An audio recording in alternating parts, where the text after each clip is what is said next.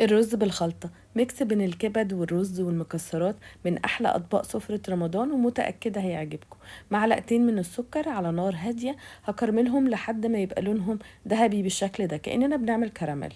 بعد ما لونهم يبقى ذهبي هضيف عليهم 3 كوبايات من المية. أنا هستخدم كوبايتين من الرز البسمتي، ولكل كوباية رز بسمتي كوباية ونص مية.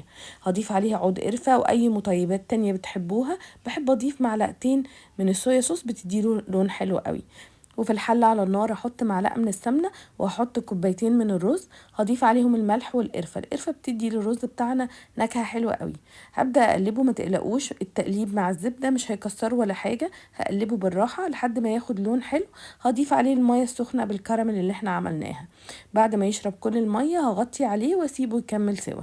وفي طاسة تانية هحط قطعة حلوة من الزبدة، وهبدأ أضيف عليها المكسرات اللي أنا هزين بيها الطبق بتاعنا. وأول ما تاخد لون حلو هطلعها على طول. وفي نفس الطاسة هحط الكبدة أنا غسلتها بمية وملح وخل وليمون، وبضيف عليها كمان نص معلقة من الثوم وشوية توابل بسيطة هتديها طعم حلو قوي، ملح وفلفل وثوم وبصل بودرة وسبع بهارات.